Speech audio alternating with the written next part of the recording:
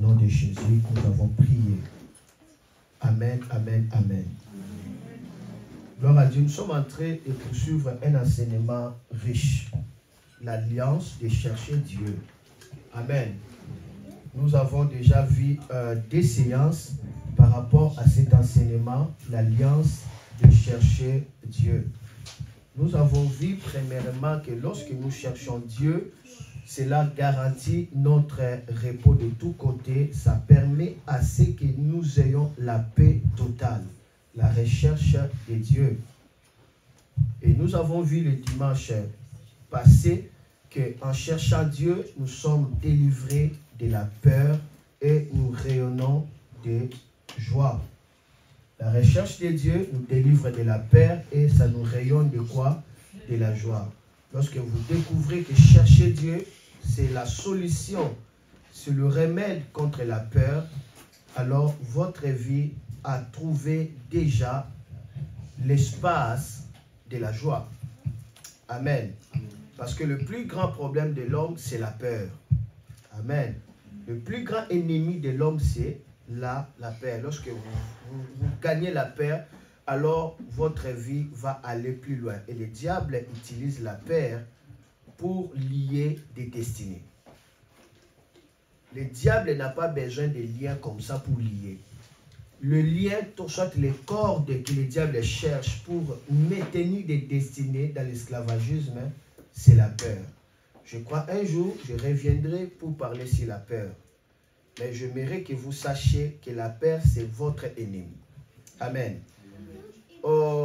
Déjà, cette semaine, au début de cette semaine, lundi, alors que je dis Seigneur, parle-moi à nouveau la parole de Dieu, je suis tombé dans ce passage et le Seigneur m'avait beaucoup éclairé. Proverbe chapitre 29, le verset 25. Je dois lire Proverbe 29, 25. La Bible dit, la crainte des hommes tend un piège, mais celui qui se confie à l'Éternel est protégé. La crainte des hommes, on parle de la crainte des hommes, c'est-à-dire la crainte des hommes, c'est-à-dire ce que les hommes craignent, la crainte des hommes. Est-ce qu'on comprend? La crainte des hommes, vous voyez? La crainte des hommes, ce que les hommes ont peur, ça leur tend un piège. La crainte des hommes tend un piège, mais celui qui se confie à l'Éternel est protégé. Pourquoi on a parlé d'abord de la crainte des hommes et puis on parle de se confier à l'Éternel. Donc vous ne pouvez pas se confier vraiment à l'Éternel si vous êtes encore dans la crainte des hommes. Les hommes ont la crainte. Ils ont la crainte du lendemain. Ils ont de la crainte qu'est-ce qui leur arrivera. Ils ont la crainte d'échouer. Ils ont la crainte de souffrir. Vous voyez, ils ont la crainte d'accident. Ils ont la crainte, la crainte. Or, la crainte des hommes tend un piège. Ce que les hommes ont pour peur, ça deviendra pour eux un piège. Voilà pourquoi Job va dire, ce que je crains, c'est ce qui m'arrive. Ce que je redoute que cela ne m'arrive pas, c'est ce qui m'atteint. Vous voyez, ça c'est la crainte des hommes. Vous voyez, l'un de mes amis qui était mort. Vous voyez? Alors, avant qu'il soit mort, alors il était allé à l'hôpital, vous voyez, faire quoi? L'examen. Vous voyez? Pendant qu'il faisait l'examen, et puis les résultats n'étaient pas bons. Vous voyez? Et puis sa femme m'a appelé. Et sa femme va me dire, ce qu'on craignait, c'est ce que le docteur a dit. La phrase qu'il m'avait dit ça. Il m'avait dit, ce qu'on craignait, c'est le résultat qui est sorti. Comment vous n'êtes pas passé au laboratoire? Déjà, vous avez crainte. Vous avez crainte. Pourquoi? Cela vient comment? Le monde vous dira, c'est normal. En tant qu'humain, il faut avoir peur. Ça, c'est le langage des hommes. Les hommes aiment qu'on puisse s'inquiéter pour dire que non, cette personne se soucie de vous. Mais ce n'est pas le langage de Dieu. Amen. Amen. Le langage des hommes, lorsque tu ne t'inquiètes pas, je te donne l'exemple, ton fils est malade. Toi, tu ne t'inquiètes pas, tu manges. Selon le langage des hommes, ils diront quoi? toi, tu n'as pas de cœur, n'est-ce pas? Tu n'as pas de cœur. Ton fils est malade et puis toi, tu manges. Et tu es normal, tu pries aussi normal. Les gens veulent qu'on puisse vivre comme ça. Or, en réalité, cela ne changera rien. D'être pitoyable, ça ne va rien changer. Ce qui va changer, tout simplement, c'est votre confiance à Dieu. En ayant la peur, en se plaignant, est-ce que ça va changer la situation? Mais les hommes veulent comme ça, c'est-à-dire qu'on puisse prendre le contrôle des choses. Et lorsqu'on ne prend pas le contrôle des choses, on dit que non, tu ne te soucies pas. Mais or, Dieu dit, ce n'est pas ça. Dieu dit, lorsque tu cherches à prendre le contrôle des choses, tu es en train de se détruire toi-même. Il dit, fais confiance à Dieu, il sait prendre soin de vous. Donc pour Dieu, il faut s'abandonner à Dieu et vous laisser dans le repos. Mais les hommes veulent qu'il soit d'abord déprimé pour qu'on sache que cet homme vraiment aime sa femme, soit cette femme aime son mari, soit il aime ses enfants, il aime sa famille. Non. L'agitation, ça ne fera rien pour nous. Amen. Mais sachez que l'agitation, c'est naturel. La peur, c'est naturel. Tout le monde peut avoir la peur. Mais ce qui est mauvais, ce qui est dangereux, ce que Dieu interdit, est que tu te laisses envahir par la peur. Tu laisses que la peur entre en toi et la peur commence à gagner ton cœur. Là, ça devient un piège parce que toute ta vie sera bloquée. Parce que lorsque la peur gagne ton cœur, tu ne sauras pas se confier à Dieu. Voilà pourquoi lorsque tu pries, tu cherches Dieu, il te délivrera de la peur. David il dit, j'ai cherché l'Éternel, il m'a délivré de la peur et mon visage n'était pas couvert de quoi? De honte. Donc, au lieu que votre vie se préoccupe sur la peur, préoccupez-vous à chercher la face de Dieu et la peur vous lâchera. Quand la peur vous lâche, vous allez voir que votre vie commence à changer. Vous allez commencer à apprécier le monde. Vous voyez, c'est l'intérieur. Est-ce que quelqu'un a saisi cela? La crainte des hommes fait quoi? Tend un piège. Mais celui qui se confie à Dieu est protégé. Donc, tu as besoin de la protection. Alors, bannis la peur. Confie-toi à qui? À Dieu, il te protégera. Voilà. Cela nous a complété par rapport à ce qu'on avait vu et ce que le Seigneur m'avait parlé cette semaine. Alors aujourd'hui, on va voir maintenant troisième point de l'alliance de chercher Dieu. Lorsque on cherche Dieu, on trouve Dieu, quelque chose arrive. Retenez ceci. La recherche de Dieu, la quête de Dieu détruit le péché et augmente la crainte de Dieu. La cherche de Dieu, la quête de Dieu, rechercher Dieu fait quoi? Détruit le péché et augmente quoi? La crainte de Dieu. Vous savez, une personne qui cherche Dieu, qui gêne, qui prie, il cherche la face de Dieu, le péché va perdre sa force vis-à-vis de Dieu. C'est quoi les dangers du péché? Le péché détruit l'environnement, le péché amène des dysfonctionnements dans la nature, le péché détériore la terre, vous voyez, le péché amène la rébellion dans tout le mouvement de la nature. Alors, vous pouvez être libre du péché lorsque vous disciplinez votre cœur à chercher l'Éternel. La recherche de Dieu, détruit le péché et augmente simultanément la crainte de Dieu. Plus vous cherchez l'Éternel, plus la crainte de Dieu va grandir en vous. Regardez avec moi 2 Chroniques. Au lieu de lutter au péché, concentrez-vous à chercher simplement Dieu. Le péché sera détruit. 2 Chroniques chapitre 14, je dois lire le verset 3 à 4. Qu'est-ce que la Bible dit? Il ordonna à Juda de rechercher l'Éternel, le Dieu de ses pères, et de pratiquer la loi et le commandement.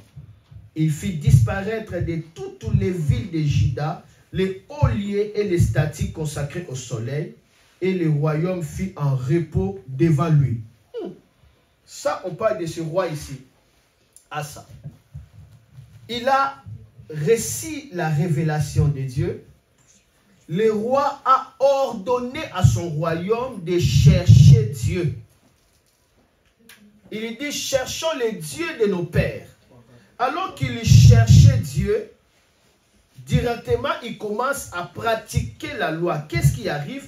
Ils ont fait disparaître les idoles qui étaient dans la ville parce qu'ils ont cherché Dieu.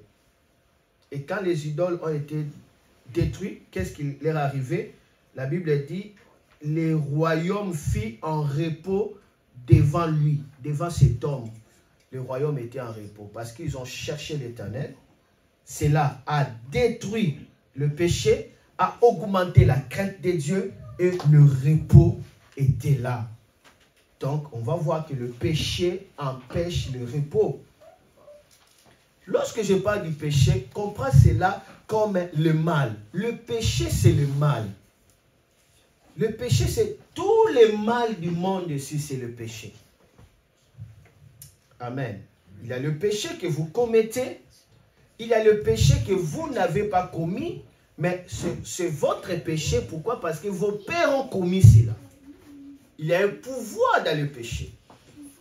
Il y a d'autres péchés où vos pères, vos mères n'ont pas commis, mais des sorciers qui arrivent pour détruire votre vie, il les détruira par le péché.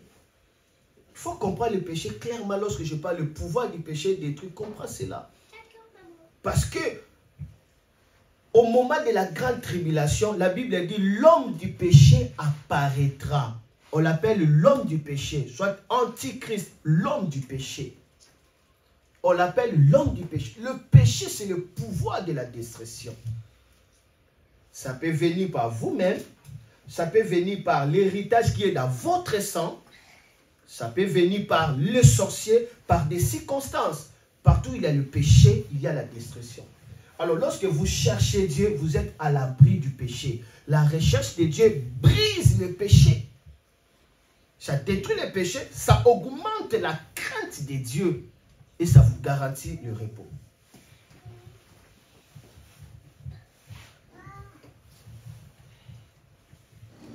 Regardez l'autre passage, 2 Chroniques chapitre 12 maintenant. Merci Jésus. Le verset 14. Qu'est-ce que la Bible nous dit ici? 2 Chroniques chapitre 12 verset 14. La Bible dit, il fit le mal parce qu'il n'appliqua pas son cœur à chercher l'Éternel. On parle de Roboam, le fils de Salomon. La Bible dit, il fit le mal parce qu'il n'appliqua pas son cœur à chercher l'Éternel. Il n'a pas appliqué son cœur à chercher l'Éternel. Voilà, il a fait le mal. À partir de ces rois Roboam, le fils de Salomon, le royaume qui était l'héritage de David a été divisé. Le royaume d'Israël était divisé. Et Dieu dit, je te laisse seulement 2 tribus. Sur 12 tribus, toi, je te laisse seulement 2 tribus à cause de David. Ni tu étais David, tu allais tout perdre. Mais par rapport à ma fidélité vis-à-vis de David, je te laisse 2 tribus. Pourquoi il n'a pas appliqué son cœur à chercher l'Éternel? Lorsque Salomon n'a pas appliqué son cœur à chercher l'Éternel, lui qui était sage, il a fait des choses stupides. Il faut être stupide. Il faut être idiot. D'oubli d'idiotie. Comment expliquer? Quelqu'un peut arriver à épouser 1000 femmes. Ça, c'est être idiot plus qu'une bête. Ce n'est pas une gloire ici. Ça, c'est l'idiotie très élevée. Son cœur ne cherchait pas l'Éternel. Il était emporté par la richesse. Alors, il a épousé 1000 femmes. Maintenant, imaginez ta 1000 femmes. Pour voir tous les 1000 femmes, tu feras combien d'années? Si tu vois seulement une femme par année, donc tu auras déjà 365 femmes. Juste une année. Maintenant, 1000. Donc, il y a d'autres femmes, ils ne savaient même pas leur visage. Ils ne les connaissaient même pas. Et à la fin, il va dire, vanité de vanité, tout est vanité, poursuit devant. Vous voyez, la richesse de Dieu, il a appelé ça vanité. Pourquoi? Parce que son cœur ne cherchait pas l'Éternel. Quand le cœur ne cherche pas l'Éternel, la bénédiction de Dieu n'aura pas de valeur. le bonheur là n'aura pas de sens. Vous voyez que la crainte de Dieu nous donne le repos dans tous les côtés. Ça nous donne l'aisance de la vie. Alors, il faut chercher l'Éternel. Ici, il n'a pas appliqué son cœur à chercher l'Éternel. Qu'est-ce qu'il a fait? Il fait le mal. Il commence à faire quoi, le mal? Lorsque vous appliquez votre cœur à chercher l'Éternel, vous allez voir le mal commencera à perdre sa force vis-à-vis de vous. Quelqu'un peut dire merci? Merci. Regardez avec moi Esdras, chapitre 6, verset 20 à 21. Esdras, chapitre 6, 20 à 21. Esdras, chapitre 6, 20 à 21. Qu'est-ce que la Bible nous dit ici? Merci Seigneur. La Bible nous dit, les sacrificateurs et les lévites s'étaient purifiés des consoeurs. Tous étaient purs. Ils immolèrent la Pâque pour tous les fils de la captivité, pour leurs frères, les sacrificateurs, et pour eux-mêmes. Les enfants d'Israël revenus de la captivité mangèrent la Pâque avec tous ceux qui s'étaient éloignés de l'impureté des nations du pays et se joignirent à eux pour chercher l'Éternel, le Dieu d'Israël. Ils célébraient avec joie pendant 7 jours la fête de pain sans levain, car l'Éternel les avait réjouis en disposant les rois d'Assyrie à les soutenir dans l'œuvre de la maison de Dieu, du Dieu d'Israël. La Bible dit les sacrificateurs des concerts, c'est-à-dire qu'ils se sont concertés à faire quoi? À se purifier. Parce qu'ils se sont purifiés. Tous les peuples qui revenaient de la captivité, eux aussi se sont purifiés et ils ont célébré la Pâque. En célébrant la Pâque, la Bible dit le Seigneur les a remplis de la joie. Le Seigneur a disposé le roi d'Assyrie à leur apporter le soutien pour qu'il puisse faire l'œuvre de Dieu, c'est-à-dire qu'il construit le temple. Parce que ils ont cherché l'Éternel, directement ils se sont purifiés. Donc la recherche de Dieu vous amènera à se purifier. Lorsque vous cherchez l'Éternel, vous allez vous purifier vous-même. Et regardez ces passages que j'ai aimés, c'est notre texte de base d'ailleurs, Psaume chapitre 34. Qu'est-ce qui arrive? Le verset 10 à 11. Je dis que la recherche de Dieu, lorsque quelqu'un cherche Dieu dans des jeûnes et prières, dans des prières, ça détruira le péché et ça va augmenter la crainte de Dieu. Psaume 34, 10 à 11. La Bible dit, craignez l'Éternel, vous ses saints, car rien ne manque à ceux qui les craignent. Verset 11. Les lionceaux éprouvent la disette et la faim, mais ceux qui cherchent l'Éternel ne sont privés d'aucun bien. Et on va voir ici, le verset 10, on nous parle que rien ne manque à ceux qui craignent Dieu. Le verset 11, on dit les lionceaux peuvent manquer de quoi manger, mais ceux qui cherchent l'Éternel ne sont privés d'aucun bien. Tous ceux qui ont besoin, ils le trouvent. D'abord, on parle de crainte de Dieu, et puis ici, on parle de chercher l'Éternel. Donc, en réalité, chercher l'Éternel, c'est craindre Dieu. Donc, la recherche du Seigneur, ça impose directement la crainte du Seigneur. Il dit, ceux qui craignent l'Éternel, rien ne lui manque. Et puis on dit, ceux qui cherchent l'Éternel ne sont privés d'aucun bien. Donc, lorsque vous cherchez l'Éternel, ça va libérer en vous la crainte de Dieu. Et la crainte de Dieu fera à ce que vous ne manquez de rien.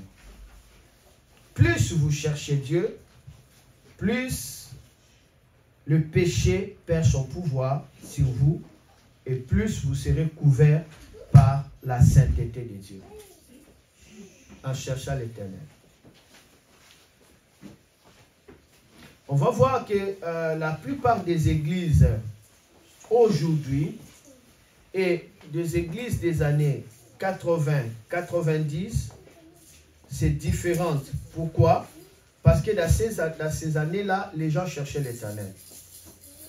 Il y avait des réunions, des prières, des groupes de prières. C'est-à-dire l'église était vraiment dirigée par la prière. des séries de jeûnes, des chaînes de prières. Les gens priaient tellement et il y avait l'atmosphère de la sainteté de Dieu. Cette atmosphère empêchait la puissance sorcellerie. Là où on cherche Dieu, la sainteté arrive. Cette sainteté va empêcher le règne du diable d'opérer. Voilà pourquoi en Afrique, on assistait où le sorcier tombait. Pourquoi? Parce que dans la ville, il y avait des mouvements de prière. Ça libérait la sainteté de Dieu. Les sorciers ne peuvent pas traverser. Dieu devient tangible là où il y a la sainteté. On parle des Saint-Esprit. D'abord, il est Saint et puis Esprit. Vous ne pouvez pas jouir la puissance du Saint-Esprit en vivant dans le péché. Et la meilleure manière de vaincre le péché, commencez à chercher Dieu. Que votre vie poursuit Dieu, que votre vie aime Dieu. Soyez quelqu'un de jeûne et prière. Si vous n'avez pas de programme de jeûne, vous faites 1 mois, 2 mois sans jeûner, alors la chair va prendre le contrôle sur votre vie. Alors plus la chair prend le contrôle, vous commencerez à prendre des décisions par la chair.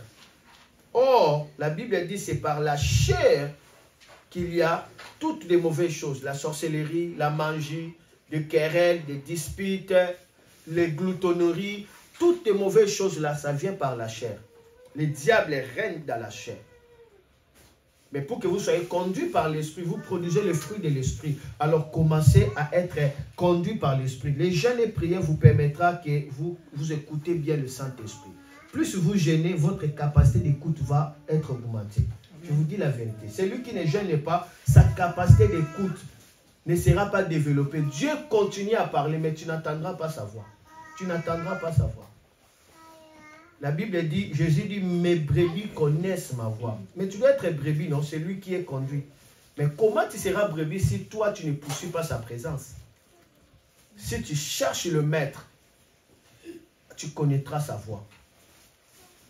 Amen. Amen.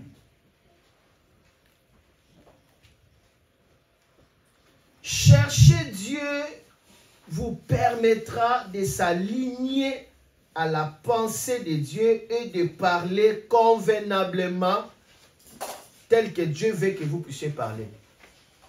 En cherchant Dieu, je vais me limiter là, ça va vous aligner à la pensée de Dieu.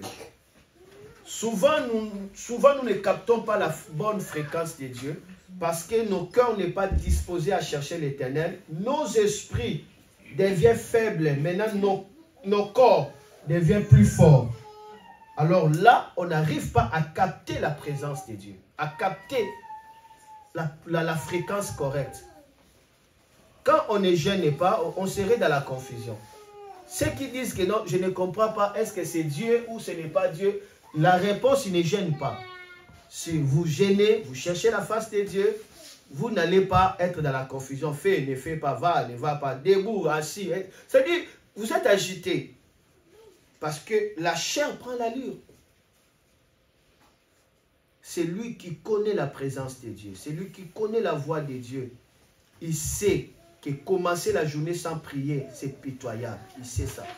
Il sait que passer tout un mois sans gêner, c'est vraiment embrasser, c'est vraiment être sans contrôle. Comment vous pouvez marcher sans contrôle? Dans notre église, il y avait une sœur, une maman.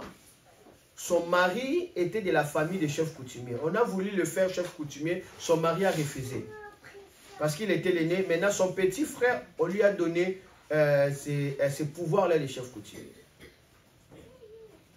Son petit frère venait rendre visite à son grand frère. Il venait du village pour rendre visite à son grand frère. Il avait déjà préparé le voyage. Il est venu, mais il était très déçu. En venant comme ça, arrivant à la maison, il a perdu le repère. C'est-à-dire, il ne voit pas le chemin.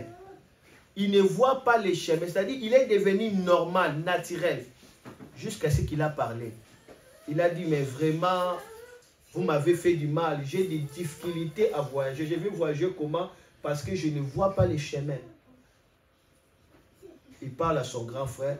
Ta femme a compliqué ma direction. Parce que sa femme priait beaucoup. Elle priait tellement. De sorte que les démons, les esprits qui accompagnaient ces chefs coutumiers ont fui. Maintenant, le chef coutumier ne sait pas les chemins. Ah! Lorsqu'il m'a dit ça, j'ai dit, mais nous les enfants de Dieu, nous sommes des négligents. Nous blaguons dans la spiritualité. Les enfants de Dieu sont des négligents. Ils blaguent dans la spiritualité. Un chef coutumier, il connaît bien les chemins, mais il veut qu'avant de voyager, qu'il voit déjà son chemin. Et puis il voyage. Il trouve ça insécurité. Comment il peut voyager? Les démons qui l'accompagnent ne sont pas là. Il ne connaît pas les chemins. Il doit savoir déjà la direction. Si les sorciers peuvent désirer connaître déjà les chemins, ils mettent des radars, ils mettent des antennes par-ci, par-là. Mais un enfant de Dieu peut sortir comme ça. Il voyage comme ça. Il sort comme ça. Il se relève lui-même. Il va faire l'interview. Comme ça, il ne prie même pas. Il ne consulte même pas Dieu. Il ne cherche même pas la volonté de Dieu. Pour lui, une occasion de travail. Allez, je m'engage à travailler. Waouh! Ça, ce sont des enfants de Dieu qui font ça. Ils négligent la spiritualité. Ils pensent que la vie, c'est tout ce qu'on voit. Or, la vie se dessine par le spirituel. C'est important. Tout ce que nous voyons, ça se décide d'abord dans les règnes de l'esprit. Tu vas voir un sorcier de 9 ans. Il est très avancé. Il fait déjà des voyages spirituels. Il maîtrise des choses. Mais un enfant de Dieu, il peut faire 10 ans dans l'église. Son niveau spirituel, bébé. Qu'est-ce qui fait ça? Parce que les enfants de Dieu ne connaissent pas la spiritualité. Les sorciers n'ont pas besoin qu'on puisse les rappeler le lieu où ils doivent se regrouper pour faire des réunions. Vrai ou faux? Vrai. Mais quand seulement il dit qu'on aura réunion à Londres, à telle heure, tous les sorciers se retrouveront dans cet endroit-là à l'heure exacte. Ici, je parle de la sorcellerie. Que ça ne vous embrille pas. Ils sont disciplinés. Ils n'ont pas besoin des informations, ils n'ont pas besoin des cartes, ils n'ont pas besoin des GPS. On lui dit, nous allons nous rencontrer à Londres. On va tuer cette dame-là. Tous les sorciers, ils savent déjà. Ils se retrouvent là à l'air. Mais vous allez voir les enfants de Dieu qu'on appelle l'esprit supérieur. Le Dieu qui a l'esprit supérieur. Souvent, les enfants arrivent à l'église en retard. Hein? Souvent, les enfants de Dieu peuvent même oublier leur programme de jeûne. Lui-même a fait la jeûne, mais il se retrouve déjà en train de manger. Et puis, il dit, il fallait que je puisse jeûner. C'est-à-dire, tu vas voir que nous ne sommes pas authentiques. Nous ne faisons pas des choses par cœur. Souvent, on dit des amen seulement pour amen. On acclame seulement pour faire. C'est-à-dire, nous ne sommes pas engagés. Mais écoutez-moi bien. Lorsque vous cherchez Dieu, ça va vous permettre de vous aligner à la présence de Dieu, à la pensée de Dieu. Et ça va vous permettre de corriger votre parler, votre vocabulaire. Vous commencerez à parler comme un roi. Amen. Vous ne parlez pas pour parler. Vous parlez. Ma soeur, mon frère, cherchons l'Éternel. Cherchons l'Éternel. Dieu parle. Maman Nadine avait donné le témoignage, non? Un truc bizarre sortait d'elle. Bizarre sortait d'elle. Quand j'ai vu ça, j'ai eu peur. Il y a des choses, lorsque tu vois ça, tu es paniqué. C'est la raison pour laquelle nous devons prier. Le monde est rempli des imprévisibles. On ne peut pas maîtriser la vie. Ça change à tout moment. Mais quand vous avez discipliné votre cœur à prier, Dieu avait déjà contrôlé bien avant vous. Vous pouvez tomber dans la faiblesse, mais Dieu avait, votre prière avait déjà ciblé bien avant. Vous ne connaissez pas la vie. Priez. Et priez en langue, surtout si vous avez reçu cette grâce-là. Quand j'ai vu ça, j'ai eu peur. Directement, je suis allé dans la chambre. Je n'ai pas prié. Hein. Je suis allé dans la chambre. Hein. En allant dans la chambre directement, pour le Seigneur m'a parlé. Le Seigneur m'a dit, ça c'est le cancer. Le cancer. Vous savez déjà des cancers qui fait sortir des des choses de l'extérieur. C'est très dangereux. Ça entame la peau. Le Seigneur m'a dit, ça c'est le cancer que tu as vu là. Mais n'aie pas peur. Va prier pour elle. Je vais le guérir. Alors, lorsque j'ai entendu cette parole, je suis retourné. Maintenant, j'ai prié. Parce que j'avais entendu. Vous voyez? Si je n'avais pas entendu, première réaction, ça allait être quoi?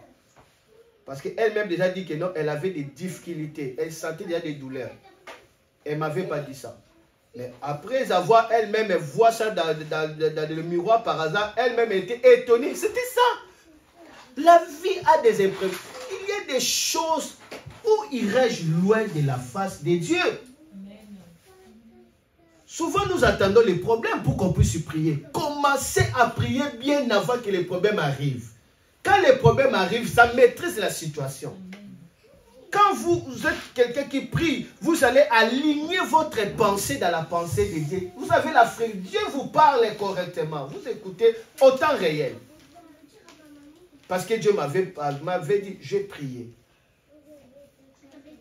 Meurs, c'est fini. Si tu pries, tu laisses à Dieu, c'est tout. Mais le truc, il a été toujours là. Mais j'ai dit, c'est fini, c'est fini, c'est tout. Tu es guéri, c'est fini, c'est tout. Mais cela était toujours là. Mais une chose qui s'était manifestée, la douleur était partie. Après, je crois, 2 jours, cela était disparu. Elle avait pris des photos, mais elle avait supprimé ça parce que c'est tellement sensible. C'est tellement sensible, elle-même n'arrive même pas à voir ça. Elle a supprimé. Vous voyez? Maintenant, si votre cœur n'est pas discipliné à chercher l'Éternel, première réaction, ça va vous faire quoi? Étonné, non? Hey, c'est fini, c'est fini. La peur fait quoi? Ça entre dans votre cœur. Ça prend le trône. Deuxième réaction, qu'est-ce que vous allez faire? En tant qu'un homme responsable, il dira quoi? Chérie, allons où? Allons où? Mais c'est ça un homme responsable, n'est-ce pas? Allons où? À l'hôpital, n'est-ce pas? On va faire quoi? L'examen, non? Lorsqu'on va faire l'examen, alors ça va sortir. Et quand ça sort directement, ça ébranle votre foi. Vous commencez à prier avec la conscience de ça. Vous priez pour que votre prière puisse améliorer les traitements médicaux. C'est là où les gens meurent. Parce que tu ne pries pas à Dieu, mais tu es en train de prier pour améliorer la situation. Or, Dieu ne marche pas comme ça. Nous ne vivons pas par la vie, nous vivons par la foi. Amen. Amen.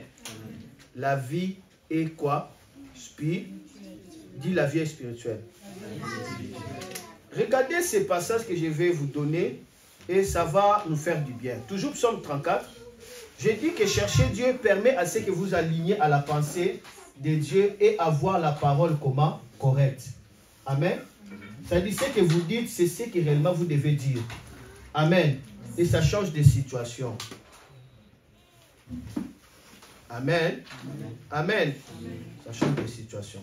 Amen. Regardez Psaume chapitre 34, verset 12 à 15. Madeleine, Dieu vient de te délivrer de la peur. Tu es délivré de la peur. Et parce que tu es délivré de la peur, ta vie aussi est sauvée. Amen. Sinon, tu allais mourir. Écoutez, il y a d'autres peurs qui est en fait la présence de la mort. Le seul issue d'être sauvé, c'est lorsque cette peur-là vous lâche.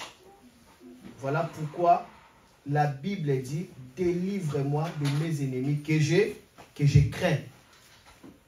La délivrance de la peur peut être la délivrance de votre mort, de votre scandale, de votre destruction.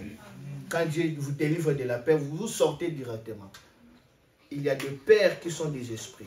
Comme maintenant, Madeleine, Dieu vient de le délivrer. Tout à l'heure où je suis en train de parler, il t'a délivré de la peur qui t'a commencé, ça fait 3 mois. À partir de maintenant, retourner 3 mois et ça habite à toi tous les jours. Tous les jours. Tu ne m'as pas parlé. Là, je ne te parle de la part de Dieu. Tous les jours. Et tu sens ça le matin, tu sens ça le soir. Dieu vient d'enlever cette chaîne-là. Tu es libre. Amen. Regardez avec moi Psaume chapitre 34, versets 12 à 15.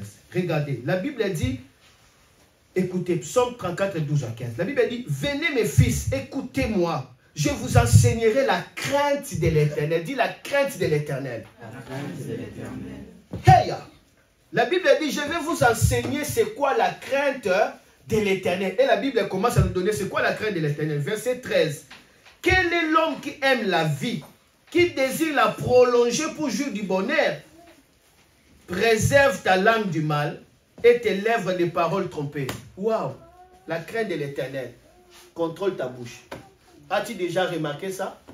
Lorsqu'on parle de la crainte de l'Éternel, la première chose que toi tu penses d'autres choses. Tu ne tiens même pas compte à ta bouche.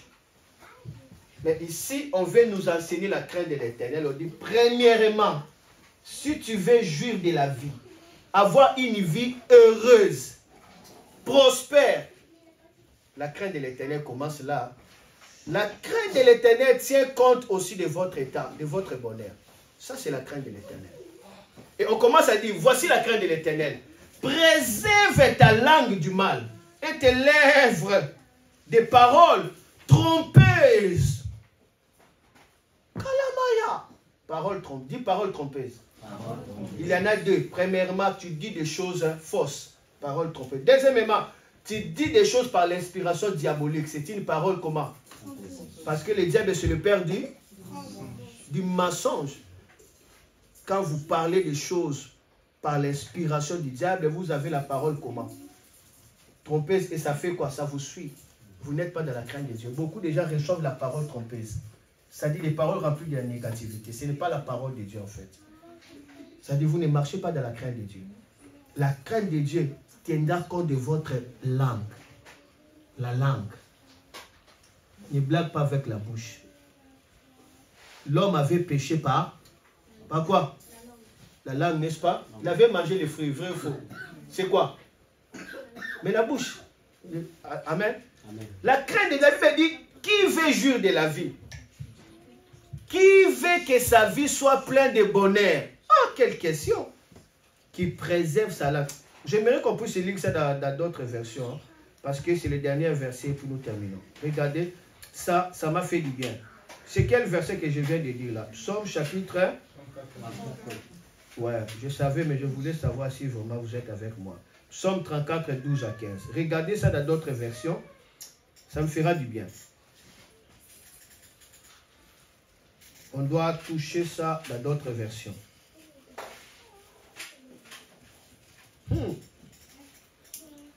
Libra sendaraba kenda bro asarama ha soriba he he he shoja bradara barize ha. Regardons version Yoshua Mashiach. Venez mes fils, écoutez-moi, je vous enseignerai la crainte de Yahweh. On commence à nous enseigner. Qui est l'homme qui prend plaisir à la vie? Qui aime la prolonger pour jouir du bonheur? Garde ta langue du mal et tes lèvres des paroles trompeuses. Regardez l'autre version d'Arbi. Qui est l'homme qui prenne plaisir à la vie et qui aime les jours pour voir du bien? Qu'est-ce qu'il va faire? Garde ta langue du mal et tes lèvres de proférer la tromperie. Quelqu'un aime la vie? Quelqu'un aime jouir des jours de bonheur? Voici la crainte de l'Éternel pour vous. Ça commence par la langue. La langue. Voilà pourquoi le plus beau cadeau que Dieu a donné à l'Église, c'est le parler à. Celui qui parle la langue beaucoup, il est en train de perfectionner sa vie dans des jours heureux. En parlant en langue, il permet à Dieu de corriger des choses, de mettre des choses en place. Parlons beaucoup en langue, c'est important. Regardez la version Semeur. Venez mes fils, écoutez-moi, je vous apprendrai comment vivre en révérant l'Éternel, c'est-à-dire en craignant l'Éternel, en honorant l'Éternel. Référence, révérence. Maintenant on commence à dire, qui désire une longue vie, qui voudrait être heureux, on pose la question, qu'il veille sur sa langue pour ne faire aucun mal. Qu'aucun propos menteur n'ait pas sur ses lèvres. Regardons l'autre version, parole de vie. Est-ce que tu aimes la vie? Est-ce que tu veux connaître des jours heureux? Alors, ne dis pas de mal des autres. Évite les mensonges. Amen. Vous voyez les secrets pour avoir une vie meilleure? C'est la langue. Maintenant, regardez dans ta bouche. Tu parles comment? Tu parles comment? J'ai envie de mourir. Tu parles comment? C'est-à-dire, lorsqu'il y a toujours des choses négatives qui sortent de ta bouche, tu es en train d'être essuyé. Tu sors de la crainte de Dieu. Parce que ça détruit en fait.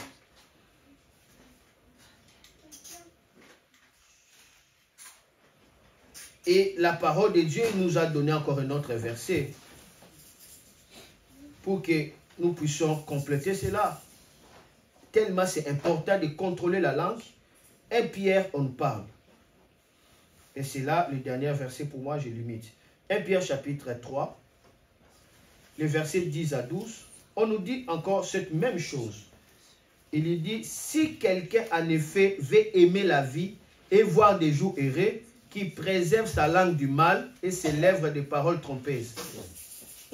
Si quelqu'un veut aimer la vie et voir des jours heureux, qui préserve seulement sa langue du mal. Donc, on va voir que la parole de Dieu, c'est simple. Amen. Mais souvent, pour faire ça, nous avons beaucoup de difficultés à parler du bien que du mal. L'homme aime beaucoup plus les choses du mal. Là, il parle beaucoup. Mais les choses du bien, il a toujours des difficultés à faire. Amen. Parler ici, c'est déclarer. Parler ici, c'est prier. Lorsque tu pries, tu es en train de parler. Parler ici, c'est chercher Dieu. Tu parles, tu parles, tu parles. Parler du bien, éviter le mal. Vous allez jouir de la vie. Mais celui qui cherche Dieu, sa manière de parler sera aiguisée. Dieu a besoin de paroles pour changer votre vie. Alors commencez à le chercher. Ça va vous augmenter la crainte de Dieu. Cela veut dire que votre manière de parler va changer. Votre bouche va sanctifier le Seigneur. Et vous allez fuir le mal vous-même. Et votre vie va prendre une bonne forme que Dieu avait voulu pour vous. Si tu es d'accord avec moi, lève tes mains, nous sommes debout, commence à prier. Merci que le Seigneur nous bénisse.